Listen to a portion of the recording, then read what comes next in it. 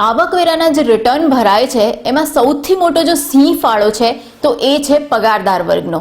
લગભગ જેટલા રિટર્ન ભરાય છે એમાંથી 60% રિટર્ન માત્ર ને માત્ર પગારદાર વર્ગ દ્વારા ભરાય છે. અને એટલે જ પગારદાર વર્ગ વધારે સરળતાથી આ રિટર્ન ભરી શકે એટલે જ એમના માટે એક સરળ રિટર્ન પણ બહાર પાડવામાં આવ્યું છે, એક ફોર્મ બહાર પાડવામાં આવ્યું છે કે જેમાં ઓછી મુશ્કેલીથી એ લોકો રિટર્ન ભરી શકે. અને ખાસ કરીને પગારદાર વર્ગ માટે એ પણ જોગવાઈ છે કે જો ગ્રોસ ઇન્કમ 2.5 લાખ રૂપિયાથી વધારે હોય તો પણ એમની કરપાત્ર આવક ન હોય તો પણ એમણે રિટર્ન ભરવું પડે છે. અને એટલા માટે જ પગારદાર વર્ગ માટે જાણવું ખૂબ જ જરૂરી છે કે એમણે કયા સંજોગોમાં રિટર્ન ભરવાનું છે અને સાથે સાથે કઈ કઈ કર કપાતોનો એ લાભ લઈ શકે છે, પગાર કોને કહેવાય અને પગારની સાથે સાથે કઈ કઈ વસ્તુઓ સંલગ્ન છે. આ બધી જ વસ્તુઓ અને બધી જ બાબતોની ચર્ચા કરીશું આજના એપિસોડમાં. મુકેશભાઈ, સૌથી પહેલા તો એ જણાવો કે પગારની વ્યાખ્યા શું, એની અંદર શું શું આવે, કઈ વસ્તુને પગાર કહેવાય? આવકવેરાના કાયદાની કલમ 17 હેઠળ સેલરીની ડેફિનેશન આપવામાં આવી છે કે જેની અંદર પગારમાં આજે પગાર ઉપરાંત, ઇટ્સ એન ઇન્ક્લુઝિવ ડેફિનેશન, એટલે પગાર ઉપરાંત એમાં મજૂરી છે, આજે વર્ષાસન કે જેને આપણે એન્યુઇટી કહીએ, પેન્શન કહીએ, યુ સી, અને સવલત કહીએ જેને પરક્વિઝિટ્સ કહીએ, ઉપરાંત આજે પગારની અવેજીમાં ઇન લ્યુ ઓફ સેલરી તમને કોઈ ફીઝ કે કમિશન વગેરે મળતું હોય એટલે પગારમાં ઘણા બધાનો સમાવેશ થઈ શકે. તો મુખ્ય મુદ્દો આપણે આપણા દર્શક મિત્રોને સમજાવવો જોઈએ કે કોઈ પણ આવકને પગાર છે તે કહેવાના સંદર્ભમાં what is the test, litmus test શું છે? તો એ એક એમ્પ્લોયર એમ્પ્લોયીની રિલેશનશિપ, એટલે માલિક અને કર્મચારીનો જે સંબંધ છે એ સંબંધ જ્યાં પ્રસ્થાપિત થતો હોય તો એ માલિક દ્વારા કર્મચારીને જે કાંઈ ચૂકવવામાં આવે એ પગારની વ્યાખ્યામાં કે પગારના વ્યાપમાં આવે. અચ્છા, ઓકે. પણ મુકેશભાઈ, ઘણીવાર એવું હોય કે જ્યારે તમે કોઈ જોબ જોઈન કરવા જાઓ ત્યારે તમને ઓપ્શન આપવામાં આવે કે તમારે સેલરી જોઈએ છે કે તમારે કન્સલ્ટન્સી તરીકે પણ કામ કરવું છે. તો એને જ લઈને એક સવાલ આવે છે અરવિંદભાઈ તલાટીનો. નિવૃત્ત થયા બાદ હું પ્રવૃત્તિમાં રહેવા માગું છું. જે કંપની સાથે મારે કામ કરવું છે તેઓ મને સેલરી કે કન્સલ્ટન્ટની ફી તરીકે વાર્ષિક ₹2.5 લાખની ઓફર કરે છે. આવા કેસમાં એમ્પ્લોય કે કન્સલ્ટન્ટ કયું સ્ટેટસ વધુ સારું અને લાભદાયી રહેશે? આભાર. અરવિંદભાઈ, તમને જો 18 લાખ રૂપિયા તમે પગાર તરીકે લેવાનું પસંદ કરો તો એ કેસમાં even under the new income tax rates, કે જ્યાં તમને બીજા કોઈ એક્ઝમ્પશન્સ ડિડક્શન્સ નહીં હોવાને કારણે કન્સેશનલ ટેક્સ રેટ્સ છે, એના હેઠળ પણ લગભગ તમને 2,88,000 રૂપિયાનો ટેક્સ ભરવાનો થાય 18 લાખ રૂપિયા ઉપર.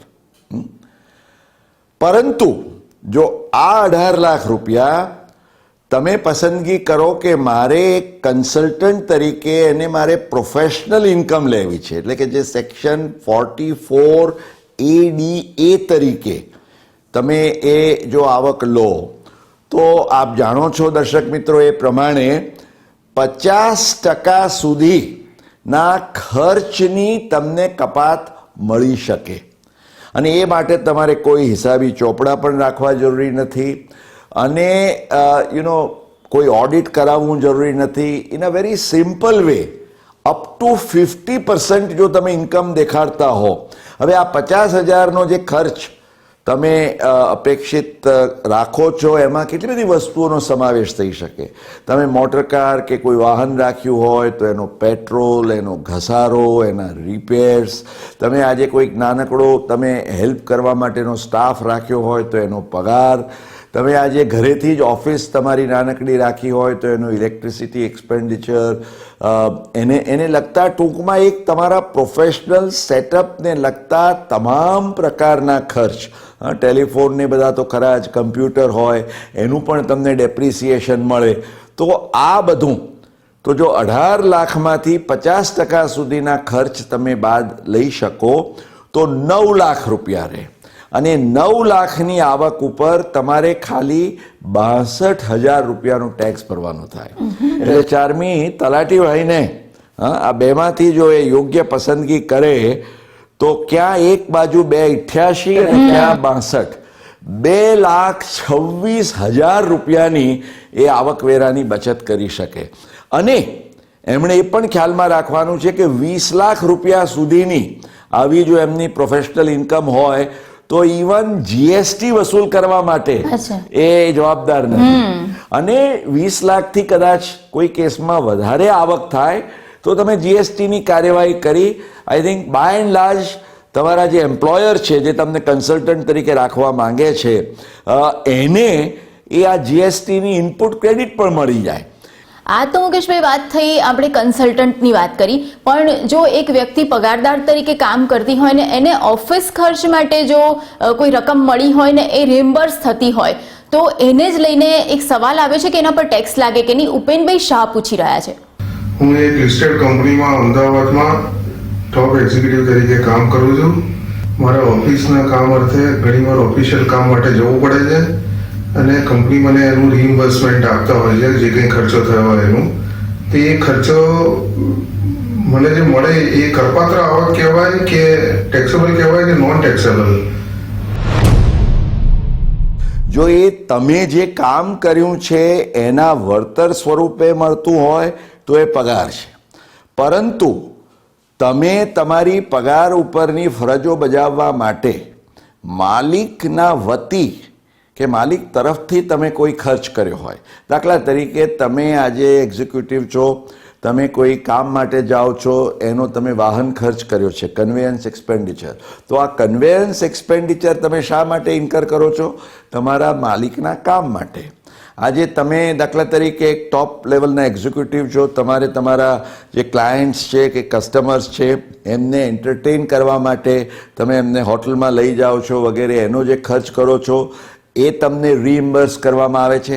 એટલે બેઝિકલી મુદ્દો એ છે કે કોઈ પણ પગારદાર કર્મચારીને જો એના માલિક તરફથી રીઇમ્બર્સમેન્ટ સ્વરૂપે, એટલે જે ખર્ચ એણે માલિક વતી કર્યો છે એની પુનઃચૂકવણી સ્વરૂપે એને એ રકમ મળતી હોય તો અનેક હાઈકોર્ટોના, ગુજરાત હાઈકોર્ટ સહિત અનેક હાઈકોર્ટોના ચુકાદા છે કે આવી રીઇમ્બર્સમેન્ટની રકમ એ કરપાત્ર ગણાય નહીં. કારણ કે ચારમી એ ખર્ચો કંપનીનો છે અને કંપની ખાલી એમ્પ્લોયને ભરપાઈ કરે છે. એટલે reimbursement is not taxable as salary income. આ વાત યાદ રાખશો દર્શકો. ઓકે, રીઇમ્બર્સમેન્ટની વાત તો થઈ, પણ મુકેશભાઈ પર્ક્સ પણ ઘણી બધી કંપનીઓ એના એમ્પ્લોઈઝને આપતી હોય છે જેને સવલત કહે છે, તો એ સવલત શું છે અને એની કરપાત્રતા શું છે? પરક્વિઝિટ, જેને આપણે બહુ હુલામણા નામથી પર્ક્સ તરીકે કહીએ છીએ. તો આ જે પર્ક્સ છે એટલે સામાન્ય રીતે તમને જે નાણાં સ્વરૂપે મળતું હોય એ તમારા પગારના જુદા જુદા, they can be your allowances and what not. પણ જે તમને કોઈક વસ્તુ સ્વરૂપે કે સેવા સ્વરૂપે તમને લાભ આપવામાં આવે છે, એટલે સવલત is basically an immunity or a benefit that you are getting on account of your employment. આજે અનેક પ્રકારની સવલતો હોઈ શકે. ચારમી એક નાનકડા ચાર્ટ દ્વારા આપણા દર્શક મિત્રોને આપણે બતાવીએ. આજે માલિક દ્વારા આજે એને ભાડામુક્ત રહેઠાણની સગવડ આપવામાં આવે, આજે એને મોટર કારની સવલત આપવામાં આવે, અથવા એની પોતાની મોટર કાર હોય તો એ મોટર કારનો ખર્ચ આપવામાં આવે. આજે એને ત્યાં નોકર ચાકર, ગેસ, પાણી, ઇલેક્ટ્રિસિટી, આ જે કંઈ સુવિધાઓ, એટલે સવલત એટલે શું? જે ખર્ચ અન્યથા કર્મચારી પોતે કરવા માટે જવાબદાર હોત અને એવો કોઈ ખર્ચ માલિકે કર્યો છે અથવા માલિક કર્મચારીને એવો ખર્ચ કરવા માટે કંઈક રીઇમ્બર્સ કરે છે તો એને પરક્વિઝિટ ગણવામાં આવે. અલબત્ત આ સવલતોના સંદર્ભમાં ચારમી કરપાત્ર સવલતો પણ છે, કરમુક્ત સવલતો છે. કરપાત્ર સવલતો હોય તો એના મૂલ્યાંકન માટેના નિયમ પણ છે. પણ મુકેશભાઈ ઘણીવાર એવું પણ હોય કે કોઈ કંપની પોતાના કર્મચારીઓને લોન પણ આપતી હોય, ઘણીવાર વગર વ્યાજની લોન આપતી હોય, ઘણીવાર ઓછા વ્યાજ દરે લોન આપતી હોય છે, તો એને જ લઈને એક સવાલ આવે છે નિલેશભાઈ શાહનો કે આવી લોન પર શું કરપાત્રતા થાય? હું અમદાવાદની એક કંપનીમાં CFO તરીકે કામગીરી બજાવું છું. મારો આપને પ્રશ્ન છે કે જો અમારી કંપની અમારા એમ્પ્લોયીને ઇન્ટરેસ્ટ ફ્રી લોન આપે અથવા કન્સેશનલ રેટ ઓફ ઇન્ટરેસ્ટથી લોન આપે તો કંપનીને કોઈ ટેક્સ લાયબિલિટી ઉદ્ભવે કે નહીં? યોગ્ય માર્ગદર્શન આપવા વિનંતી. માલિક દ્વારા કર્મચારીને વ્યાજ મુક્ત કે ઓછા દરે વ્યાજવાળી લોનની સુવિધા આપવામાં આવે તો આવી લોનના સંદર્ભમાં જે ઇન્ટરેસ્ટનો એલિમેન્ટ છે, જે વ્યાજનો યુસી કોમ્પોનન્ટ છે, એના મૂલ્યને કરપાત્ર સવલત ગણવાની આવકવેરા કાયદા હેઠળ જોગવાઈ છે. તો આપણે ચાર્મી દર્શકોને એક નાનકડો ચાર્ટ બતાવીએ અને નિલેશભાઈ, આ ચાર્ટમાં જે દર્શાવ્યું છે તે મુજબ આજે જો કોઈ પણ પ્રકારની લોન, આજે હાઉસિંગ લોન હોય, એજ્યુકેશનલ લોન હોય, તમે કોઈ વાહન કે ઘરવખરી કે એવું તેવું વસાવવા માટે તમને લોન આપવામાં આવી હોય, તો આ તમામ લોનના સંદર્ભમાં જે નાણાકીય વર્ષની 1 એપ્રિલના રોજ જે સરકારની બેંક છે, સ્ટેટ બેંક ઓફ ઇન્ડિયા, એના દ્વારા આ જુદી જુદી લોન માટેના જે નિયત વ્યાજના દર હોય એ વ્યાજના દરની સરખામણીમાં કર્મચારી પાસેથી શું વ્યાજ વસૂલ કરવામાં આવે છે એ તફાવતના આધારે એનું મૂલ્ય એ ટેક્સેબલ પરક્વિઝિટ તરીકે ગણાશે. ચાર્મી, આમાં 2 અપવાદ છે. પહેલો અપવાદ એ છે કે જો કોઈ પણ એવા નિયત રોગ હોય જેને કે સ્પેસિફાઈડ ડિઝીઝીસ કહીએ, ઇન્કમ ટેક્સ રૂલ 3A જેને સ્પેસિફાય કરેલા છે, એવા અનેક રોગોની યાદી છે, એને માટે જો કર્મચારીને મેડિકલ લોન આપવામાં આવી હોય તો એને પરક્વિઝિટ ગણાશે નહીં. અને કોઈક વાર નાની મોટી રકમની પણ લોનો અપાતી હોય એટલે એમણે એક કટ ઓફ લિમિટ રાખી છે કે ભાઈ 20,000 રૂપિયા સુધીની જે લોન છે ને, that should be treated as a પેટી લોન, કે જેમાં કોઈ પરક્વિઝિટની તમારે માથાકૂટ કરવાની નહીં. મુકેશભાઈ, ઘણીવાર એવું હોય કે કંપનીઓ પોતાના જે એમ્પ્લોઈઝ હોય એમના માટે ભોજનની વ્યવસ્થા ઓફિસમાં કરતા હોય અથવા તો ચા નાસ્તાની વ્યવસ્થા કરતા અથવા તો એના માટેના કૂપન્સ આપતા હોય છે, તો આવી જે વસ્તુઓ એ પક્ષમાં ગણાય ખરી? આ જે કૂપન્સ છે ને, એમાં એક તો પહેલાં તો ચા નાસ્તો આપે, નો પ્રોબ્લેમ. જો મફત ભોજનની સગવડ કરવામાં આવે તો એનું મૂલ્ય એ પરક્વિઝિટ તરીકે ગણાય. પણ એટલા માટે ઘણા બધા માલિકો એવું કરતા હોય કે જે કોન્ટ્રાક્ટર હોય, જે એમને આવી કેટરિંગની ફેસિલિટીઝ લંચની કે કરે, તો એ એમ્પ્લોયી પાસેથી કંઈક થોડુંક નોમિનલ વસૂલ કરી લે. એટલે whence the employee is paying some amount, પછી કોઈ પ્રશ્ન નથી.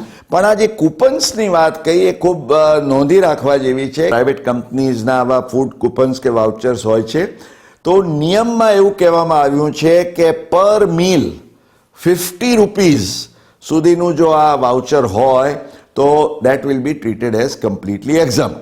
અને ઘણા આજે એવા હોય કે 10-12 કલાકની નોકરી હોય તો એને કહે કે ભાઈ દિવસમાં અમે 2 મીલ આપીએ છીએ, સવારે અને એક સાંજે પૂરું થતા પહેલા, તો 50 દૂની 100 રૂપિયા અને 25 વર્કિંગ ડેઝ હોય તો આવી 2500 રૂપિયાની પણ કૂપનો આપવામાં આવી હોય, એટલે 12 મહિને 30,000 રૂપિયા સુધીની આવી કૂપન્સ આપવામાં આવી હોય તો that is a tax free perquisite. પણ જો ગિફ્ટ વાઉચર્સ આપવામાં આવ્યા હોય તો એના પર કઈ રીતે ટેક્સ લાગે, એને લઈને સવાલ આવે છે પ્રીતિબેન પટેલનો. માલિક દ્વારા તેના કર્મચારીને પ્રાસંગિક અવસર ઉપર આપવામાં આવતી બક્ષિસ કરમુક્ત કરવામાં આવે છે તેવું મને જાણવા મળ્યું છે. શું આ સાચું છે?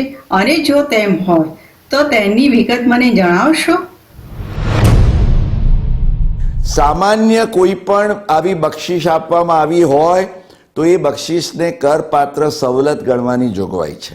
એમાં અપવાદ રૂપે એમ કહેવામાં આવ્યું છે કે એવી પ્રાસંગિક બક્ષિસ હોય, દાખલા તરીકે દિવાળી કે દશેરા કે એવા કોઈ તહેવાર નિમિત્તે કે કંપનીના ફાઉન્ડેશન ડે કે ઇવન કર્મચારીના જન્મદિન નિમિત્તે, દર્શક મિત્રો, જો કોઈ પણ આવી ગિફ્ટ આપવામાં આવે તો નાણાકીય વર્ષ દરમિયાન 5,000 રૂપિયાથી ઓછી રકમની આવી કોઈ પણ ગિફ્ટ વાઉચર્સ કે કૂપન્સ હોય તો એના મૂલ્યને કરપાત્ર ગણવામાં આવશે નહીં. પણ મુકેશભાઈ, આપણે જ્યારે ગિફ્ટનો એપિસોડ કર્યો ત્યારે તો આપણે એવી વાત કરી હતી કે 50,000 રૂપિયા સુધીની જો નોન રિલેટિવ્સ હોય, જે બ્લડ રિલેશનમાં ના હોય, એની ગિફ્ટ પણ ટેક્સેબલ ના ગણાય. પણ એમાં જરૂરી છે કે એ માત્ર નોન રિલેટિવ નહીં, નોન એમ્પ્લોય પણ હોય. અચ્છા. કારણ કે ભલે 50,000 વાળો જે નિયમ છે એ સામાન્ય બક્ષિસના સંદર્ભમાં છે, પણ જ્યારે એમ્પ્લોયર આજે એમ્પ્લોયને બક્ષિસ આપે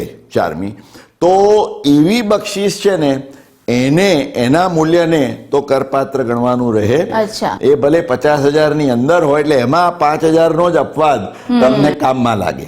અલબત્ત એક જો બીજી કોઈ કલમ હેઠળ એક્ઝમ્પશનમાં આવતું હોય તો તમને લાભ મળે. દાખલા તરીકે આજે કર્મચારીના બાળકોને સ્કોલરશિપ આપવામાં આવે છે, તો એમાં સ્કોલરશિપને તમે ગિફ્ટ પણ ગણો તો પણ એ આવકવેરાના કાયદાની કલમ 10(16) હેઠળ જેને મળે છે ઇટ ઇઝ ટોટલી એક્ઝમ્પ્ટ. મુકેશભાઈ, ઘણીવાર મોટાભાગની કંપનીઓ એવું પણ કરતી હોય છે કે પોતાના જે એમ્પ્લોઈઝ હોય એના માટે ઇન્સ્યોરન્સ એ ઉતરાવતી હોય છે, તો એ ઇન્સ્યોરન્સ પછી જે પગારદાર કર્મચારી છે એના હાથમાં કરપાત્ર થાય કે નહીં, એને જ લઈને એક સવાલ આવે છે ભાવેશભાઈ દોશીનો કે માલિક દ્વારા કર્મચારી માટે લેવામાં આવેલ ઇન્સ્યોરન્સ પ્રીમિયમની અમાઉન્ટ કર્મચારીના હાથમાં કરપાત્ર સવલત ગણાય કે નહીં. એટલે કર્મચારીએ જે જવાબદારી અદા કરવાની છે એ જો એના માલિક અદા કરે તો એ ટેક્સેબલ પરક્વિઝિટ ગણાય. આ સંદર્ભમાં જે લાઈફ ઇન્સ્યોરન્સ પ્રીમિયમ છે, જીવન વીમા પ્રીમિયમ, એનું તો વિધાઉટ એની ડાઉટ એનું મૂલ્ય પરક્વિઝિટ તરીકે ગણવાનું રહે જો માલિકે કર્મચારી વતીએ ચૂકવણી કરી હોય. જો માલિક દ્વારા કર્મચારી કે એના કુટુંબીજનો માટે મેડિક્લેમ ઇન્સ્યોરન્સ લેવામાં આવ્યો હોય ને એનું પ્રીમિયમ માલિક તરફથી ચૂકવણી કરાતી હોય, that is not a taxable perquisite. અને એ ઉપરાંત એ પણ ખ્યાલમાં રાખશો દર્શક મિત્રો કે પર્સનલ એક્સિડન્ટ ઇન્સ્યોરન્સ પ્રીમિયમ, આવકવેરા કાયદામાં એની કોઈ સ્પષ્ટ જોગવાઈ નથી, પરંતુ અનેક કાનૂની ચુકાદાઓ દ્વારા એવું પ્રસ્થાપિત કરવામાં આવ્યું છે કે માલિક જ્યારે પોતાના કર્મચારી માટે પર્સનલ એક્સિડન્ટ ઇન્સ્યોરન્સ પ્રીમિયમ લે છે અને ચૂકવે છે પર્સનલ એક્સિડન્ટ ઇન્સ્યોરન્સ લઈને, તો એમાં કર્મચારીના લાભ કરતાં માલિક પોતાના લાભ માટે આ પોલિસી લે છે. કેમ? કારણ કે જો માલિકના તરફથી કામ કરતા જો કર્મચારીને કોઈ ઈજા થાય તો એની જવાબદારી કોની આવે? માલિકની આવે. એટલે માલિક એમ કે ભાઈ મારી જવાબદારી સામે હું સુરક્ષિત રહેવા માટે આ જે પ્રીમિયમની ચૂકવણી કરું છું એ મારો ખર્ચ છે, આમાં કર્મચારીને કોઈ સીધો લાભ નથી, એટલા માટે એને ટેક્સેબલ ગણાય નહીં. હવે મુકેશભાઈ, છેલ્લા કોરોના કાળમાં તો આપણે જોયું કે બહુ બધા લોકો વર્ક ફ્રોમ હોમ કરે છે, તો હવે વર્ક ફ્રોમ હોમને લઈને પણ કેટલાક સવાલો આવી રહ્યા છે. ખાસ કરીને કંપની જ્યારે આવા એમ્પ્લોઈઝ ઘરેથી કામ કરતા હોય ત્યારે લેપટોપ આપતી હોય છે, બીજા બધા કેટલાક ઇન્સેન્ટિવ્સ આપતી હોય છે, તો એને જ લઈને એક સવાલ આવ્યો છે નિયતિબેન બામરોલિયાનો.